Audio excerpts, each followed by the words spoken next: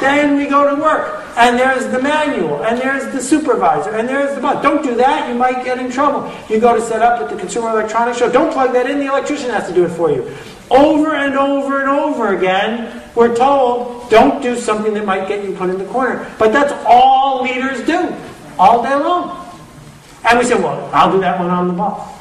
I don't have enough leverage to do that right now. It's not my job. Well, I want to talk to you about a guy named Tom Barnett. If you think you work for a bureaucracy, let's talk about Tom Barnett. Tom worked for the Pentagon, one of the biggest bureaucracies in the history of mankind.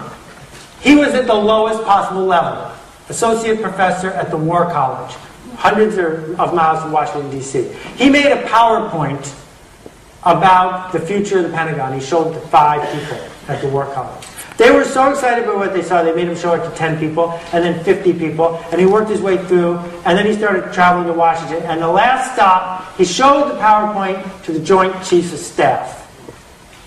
How did he do that? He did it by saying something no one wanted to hear, they said, until he did it. And then when he did it, they realized it's exactly what they needed to hear, and they needed other people to hear it too. So by doing that very first little step, possibly offending 5 people, he created a movement within the Pentagon that got him all the way to the top. The key part of thinking here is you don't need everyone. You just need some people, a few people. That's a really hard thing to think about. Let me give you a couple examples from the music industry. Okay? Harry Chapin, I was a big fan of his. He was famous. Why? Was it because he went from coffee house and coffee house and coffee house until 200 million people had heard him? No. He was famous because one disc jockey loved his work. He even wrote a song about the disc jockey. And by playing that music, until it got through to people, it spread to other radio stations. And 100 disc jockeys or 1,000 disc jockeys made all the difference in him having an impact. Very top-down approach. Harry Chapin had a daughter, Jen. Jen is building a tribe. One person at a time. She knows she can't go to DJs, but even if she could, that's not the way to do it. The way to do it is to touch people, connect with them, connect them to each other, and lead them somewhere. So, if you want to join Jen's tribe, do you think there are many steps involved, or do you think it's pretty straightforward? What's fascinating, other than the sheer talent and insight of the two of them and the work, is that it makes sense. That it makes so much more sense to know that people can just Google Jen Chapin, and then they'll figure it out, and then they'll join, and then they'll connect, and then they'll follow, and then it'll grow, and then it'll grow if you earn it. Than it does to hope that some guy in a suit and a limo will introduce you to some other guy and pay him to play you on the radio, and maybe, just maybe, you'll get played on the radio again, and maybe you'll show up in a record store, oh, I forgot they're out of business. No, it doesn't work anymore. That what Jimmy Buffett does for a living is what the Grateful Dead used to do for a living. Jimmy Buffett doesn't try to have top 40 songs anymore. Jimmy Buffett understands that the parrot heads want to go to a party and they want to meet other parrot heads, and that's what he does for a living. He connects them. He leads them. Kristen Hirsch has been making music for 20 years, even though she looks like she's about 15. What Kristen did is she built a blog, and she writes provocative stuff, and she sings provocative songs, and she has a following. One day she said, wouldn't it be neat if I offered my tribe a chance to buy a CD for $50? But for $50, I will re-record each song on the CD, so it's one and only one. And you get to pick which, any 8 or 10 of the 2,000 songs that she's recorded. So she puts it on her blog. 20 minutes later, at $50 a piece, she sold 100. Now she says, wait a minute, that's a lot of songs to sing over and over and over. So she made a little bit of an error, but the important thing is that she doesn't care about everyone. She doesn't have to care about everyone. That the world is now lined up to make it so that we can succeed by working with the passionate, as opposed to constantly provoking the bored and the people who don't want to hear from us. So let me share 3 different elements of tribes and what kind of people join. The first one is fascinating. This is a woman named Della Martin. She just died. She was the first woman to be married in San Francisco to another woman after the law passed. And she was 92 when she died. When Della was 21, she read a book that had the word lesbian in it. And she said, until that day, she didn't realize she wasn't the only one in the world. And that once she found out that she could join a tribe that she was already in, she was there. And her life was changed. Compare that to Fast Company.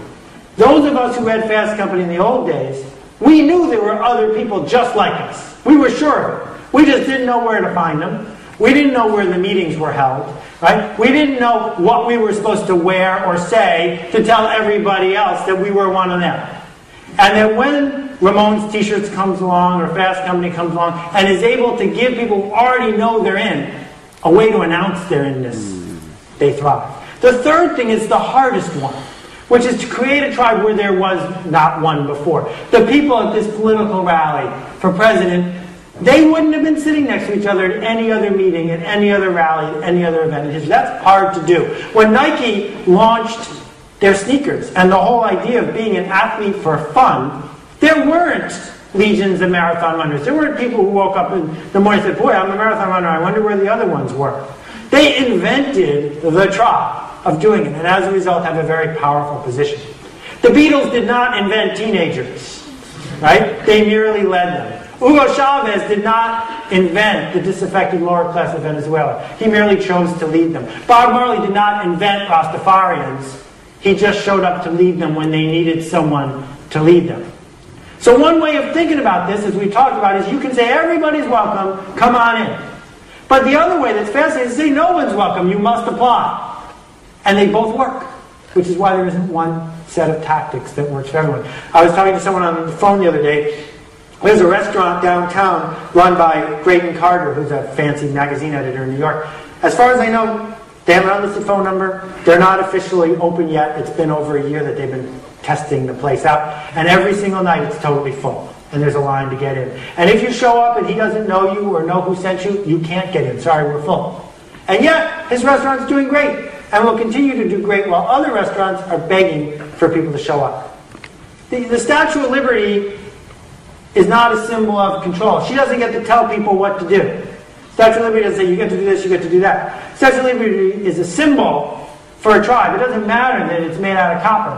What matters is that it stands for something and connects people. What never connects people is being average. What never connects people is being in the middle, being safe. This bell curve, if I had to pay $1 for every time I used it, I'd be in big trouble. The bell curve says, wait, Walmart, Kmart, let's go to the middle. That's where the masses are. The masses don't join tribes when they get started. They join tribes right at the end. That the only chance you've got is to be over here or over here. In your organization, if there's 100 people or 1,000 people and you're in the middle following every rule, you're not going to attract a tribe of people to follow you. You may work your way up to you can order them to follow you, but that's not nearly as satisfying or as powerful. Which leads to the most important part, and I've been warming you up for an hour so I could get to the part that's really important here, which is heretics. So Martin Luther, one of the most famous heretics, said everyone should have a Bible. He said the churches should belong to the people, they should be built that way. And as a result, he was excommunicated and he got into huge trouble. He also started a massive branch of a religion. It's not possible to be a heretic and a sheepwalker at the same time. Sheepwalkers are like sheep and sleepwalking put together. They're following the instructions. They're doing what they're told. They follow, maybe, but they certainly don't lead. This is what a heretic looks like. And we still don't know his name. But what we know is that his ability to stand up for what he thought was right galvanized